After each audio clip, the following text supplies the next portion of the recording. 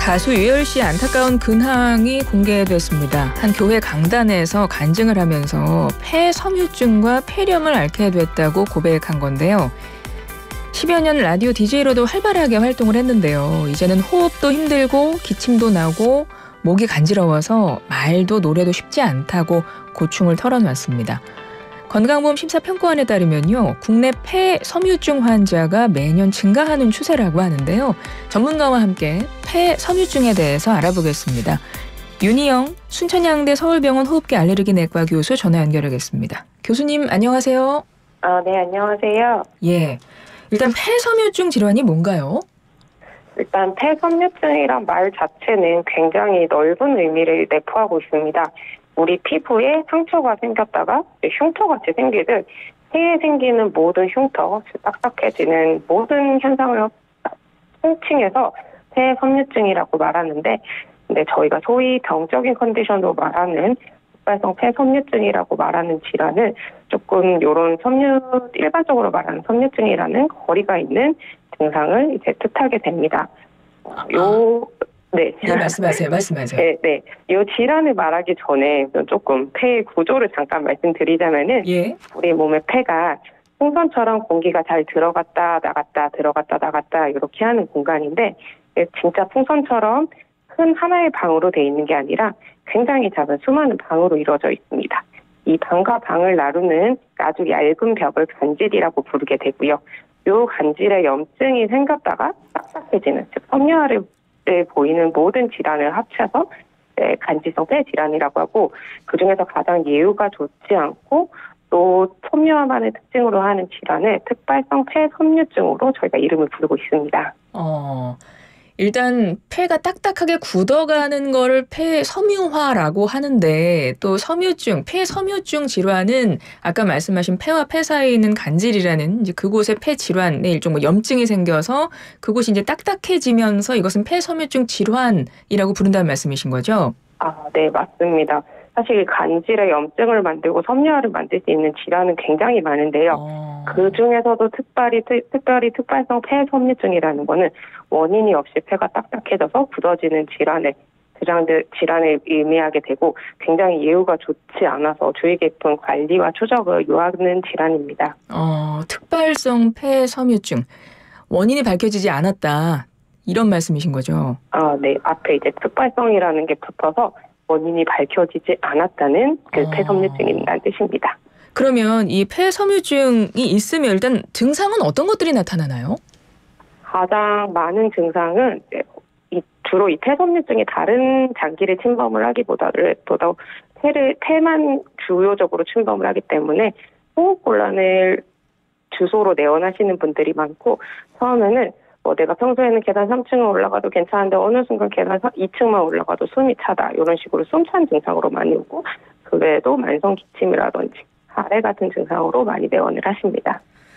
숨이 차거나 만성 기침, 가래 이런 증상이 있다고 하셨는데요. 이 폐섬유증 환자분들 진료를 해보시면 환자들이 제일 힘들어하는 증상은 어떤 건가요? 제일 힘들어하시는 거는 사실 숨이 차는 증상입니다. 이게 숨이 찬다는 것 자체가 폐가 딱딱해지는 섬유화로 인해서 폐가 기능을 잃어서 숨이 차신 건데, 이게 치료가 쉽지는 않거든요. 나는 왜 이렇게 숨이 차냐, 약을 먹어도 좋아지지 않냐, 이렇게 말씀하시면서 숨찬 증상을 굉장히 힘들어하시고, 그 외에도 기침이 조절되지 않는 기침이라든지 목이 간질간질거린다든지 이런 호흡기 증상을 많이 힘들어하십니다. 이번에 이 폐섬유증과 관련해서 많은 분들이 좀 관심을 갖게 된 이유가, 어제 이제 가수 유열 씨의 근황이 전해지면서 그 모습이 너무 야위였잖아요. 그래서 이제 보시면서 보니까 폐섬유증 앓고 있다, 이제 이런 내용을 보시면서, 그렇다면 이 폐섬유증을 앓고 있으면 이렇게 살이 빠지기도 합니까? 아니면 호흡곤란이나 이렇게 증상들 때문에 너무 힘들다 보니까 그래서 살이 빠지는 거예요? 여러 가지를 생각을 할 수 있기는 한데, 우선 처음에는 이게 폐만 거의 침범을 해서 초반부터 살이 빠지시지는 않으세요. 근데 저희가 이 폐섬유증을 치료를 하는 약물 자체가 조금 체중을 감소하게 하는 그런 부작용을 나타나기도 하고, 이게 섬유화가 진행을 하면서 만성 폐질환으로 가면서 자연스럽게 여러 대사 같은 게 떨어지시면서 조금 살이 많이 빠지시는 분들이 많습니다. 대표적인 증상이 일단 숨이 차고 뭐 마른 기침, 가래 이런 증상이 네. 있을 수 있다고 하셨잖아요. 네, 그러면 맞습니다. 일단 숨이 차면 이게 천식이나 혹시 내가 네. 심장이 안 좋은가 이렇게 오해할 수 있을 것 같고 뭐 마른 네, 기침, 네. 가래 있으면 이거 감기 아닌가 이렇게 오해할 수 있을 것 같아요. 그래서 제가 맞습니다. 여쭤보고 네. 싶은 게 좀 다른 질병들과는 조금 더 다른 폐섬유증만의 증상이 있다면 어떤 걸 꼽을 수 있습니까? 사실 폐섬유증이 진단하는 유병률이나 발병률이 늘어나고 있긴 하다고 하지만은 흔한 질환은 아니거든요. 먼저 사실 숨이 차다고 하면은 다른 말씀하신 것처럼 천식이라든지 심장 쪽에 문제가 있는 게 아닌지 먼저 조금 배제를 하는 것이 필요하고요. 폐섬유증의 아주 특별한 증상이라고 하는 건 사실은 이제 말기로 가면은 손톱 모양 같은 게 좀 클럽같이 변한다든지 이런 게 있을 수 있긴 하지만은 초반의 증상 같은 경우에는 비특이적이기 때문에 사실 이렇게 잘 구분이 쉽지는 않습니다. 초기에는 이게 잘 구분이 쉽지 않다. 네. 그렇군요. 앞서 폐섬유증 원인이 특별히 밝혀진 게 없는 경우가 많다고 하셨는데요. 제가 이제 폐섬유증이라는 말을 처음 들은 게 아닌데 뭐냐면 사실 예전에 가습기 살균제 사건 때도 피해자들의 네네. 증상 사망 원인이 폐질환이었고 당시에 폐섬유증이 언급이 됐었잖아요. 네네. 그래서 특별한 원인은 모르겠지만 어떤 관련성이 있어 보이는 것들을 좀 생각을 해봤을 때 뭔가 어떤 화학물질, 독성물질 이런 것들이 좀 원인이 되는 건 아닙니까? 원인이 될 수 있고요. 처음에도 말씀을 드렸듯이 이게 어쨌든 폐에 딱딱해지는 섬유화를 보이는 모든 질환이나 증상들을 크게 통틀어서 폐섬유증이라고 말을 할 수 있는데 흑발성 폐섬유증이라는 거는 이렇게 원인은 없다는 게 확인이 돼야 됩니다. 말씀하신 것처럼 가습기 살균제처럼 뭔가 원인이 있었다든지 또는 이게 류마티스 질병으로 인해서 또 폐섬유증이 많이 동반될 수 있는데 그런 기저질환이 있는 경우는 흑발성 폐섬유증으로 진단을 할 수 없고 뭔가 약물이라든지 노출, 다른 전신 증상 같은 거를 다 배제를 하고 원인 없이 그냥 폐만 딱딱해지는 그 섬유화를 보이는 특징을 하는 질환만을 특발성 폐섬유증으로 진단 붙일 수가 있습니다. 그렇군요. 알겠습니다. 그러면 이 병에 걸리면 이게 진행 속도는 어떻습니까? 예전에는 사실 굉장히 좀 좋지 않았습니다. 이게 진단받고 3에서 5년 사이에 반이 돌아가신다고 할 정도로 거의 호흡기적으로는 폐암에 가까운 사망률을 보인다고 할 정도로 좋지 않았는데 2014년 이후로 여기 섬유화를 막는 약물 같은 게 나오면서 조금 진행하는 속도가 많이 느려지며 생존율도 많이 좋아지긴 했습니다. 여전히 아직까지 관리하기가 힘들고 치료 같은 게 좀 힘든 질환이나 약물 치료 같은 게 또 새 신약도 많이 개발이 되고 있고 약물 치료로 환자분들의 이제 임상 증상 같은 거는 좀 많이 호전시키는 것으로 보고되고 있습니다. 주로 환자들이 이게 아까 초기에는 발견 못할 수 있잖아요. 너무 비슷한 증상들이 많으니까 다른 질병이랑. 네, 맞습니다. 그럼 주로 환자들이 내가 폐섬유증이라는 걸 알게 되는 거는 어떻게 병원을 갔다가 알게 되는 거예요?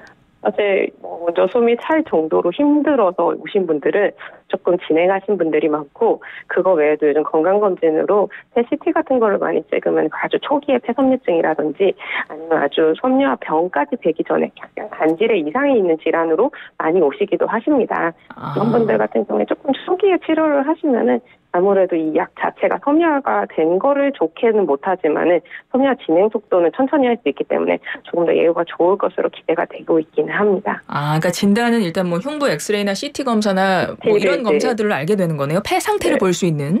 맞습니다. CT를 찍어야지 거의 알 수 있다고 생각하시면 됩니다. 그럼 한번 폐섬유증이 시작이 되면 완치나 원래대로 돌아가는 이런 회복은 불가능합니까?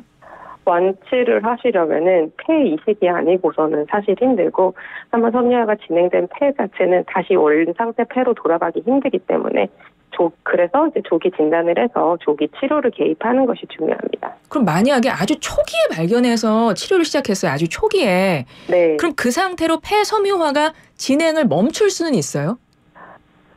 사실은 이게 진행을 하는 질환이어서 저도 설명을 드릴 때 진행 속도를 좀 늦추고 사람에 따라서 늦춰지는 속도가 어떤 분들은 굉장히 늦어지고 어떤 분들은 조금 덜 늦어지고 어떤 분들은 아예 약을 먹어도 반응이 없기도 하시지만은 결국은 노화와 마찬가지로 좀 진행을 한다고 생각을 하셔야 돼요. 그렇군요. 그럼 폐섬유증 진단이 내려지면 치료는 어떻게 이루어지는 건가요? 지금은 국내에서는 이제 항섬유화제 약이라 그래서 약물 치료 2가지 정도를 시작을 하고 있고요. 이 약 자체가 조금 사실 부작용이 많아서 복약성 수능도가 많이 좋지는 않습니다. 생각보다 뭐 소화기 부작용 때문에 살도 많이 빠지시고 피부 부작용 같은 것 때문에 조금 힘들어하시기도 하는데 어떻게든 지금은 약물 치료로 최대한 섬유화를 막으려고 하고 있고 정말 진행되신 분 같은 경우에는 폐 이식이라 그래서 아예 장기 자체를 이식을 하는 거를 고려를 할 수 있기도 하지만은 워낙 폐 이식 자체는 건수 자체가 많지 않고 이식을 하고 나서도 역시 합병증 같은 것도 조절을 하셔야 돼서 쉽지 않은 선택이긴 합니다. 그렇군요. 폐섬유증 자체가 이게 좀 질병 자체가 좀 무섭게 느껴질 정도인데 이 폐섬유증 앓다가 뭐 혹시 뭐 폐암으로 악화되거나 그럴 수도 있나요? 섬유증 자체가 폐암으로 악화가 되기보다도 기존에 알려지지 않았지만 뭔가 폐가 섬유화되는 폐에서 암이 잘 생긴다고 많이 보고가 됩니다. 일반 인구에 비해서 폐섬유증을 앓는 인구 같은 경우에는 6배 정도 폐암이 많이 발병을 하고 또 한번 폐암이 생기면은 수술이라든지 항암 치료나 방사선 치료, 시행 시에 합병증 같은 것도 더 높기 때문에 사실은 이제 폐섬유증 환자에서 조기에 폐암을 빨리 진단을 하고 개입을 하는 것도 굉장히 관심사로 가지고 있습니다. 네. 요즘 폐렴도 유행인데요. 혹시 폐렴이었다가 폐섬유화로 갈 수도 있나요? 사실 그거는 조금 개념이 다르고요. 폐렴이 세게 왔다가 뭔가 피부, 폐에 흉터같이 남겨서 일부 섬유화를 보일 수도 있긴 하지만은 말씀드렸듯이 폐섬유증 자체는 뭔가 체질적으로 섬유화가 되는 질환이기 때문에 폐렴이 폐섬유증으로 이어지는 것은 조금 아닙니다. 예, 알겠습니다. 폐섬유화된 폐는 이전으로 되돌리는 게 불가능하기 때문에 평소 폐 건강 관리를 잘하면서 좀 예방을 하는 게 무엇보다 중요할 것 같은데요. 한 30초 정도 짧게요. 뭐 어떻게 하는 게 좋겠습니까? 일상생활 습관 같은 거, 환경 같은 거 신경 쓸 게 있을까요? 네, 물론입니다. 금연하시고 유해물질 같은데 좀 노출 안 되는 게 중요하고 가장 중요한 건 운동이라고 생각합니다. 폐가 못하는 기능을 나중에 근육이 대신 일을 하게 되면은 숨도 훨씬 덜 차고 생활하시는데도 크게 문제 안 되니까 항상 운동 열심히 하실 것을 권고드리고 있습니다. 알겠습니다. 교수님 오늘 말씀 여기까지 드릴게요. 고맙습니다. 네, 들어가세요. 예. 지금까지 순천향대 서울병원 호흡기 알레르기 내과 윤희영 교수였습니다.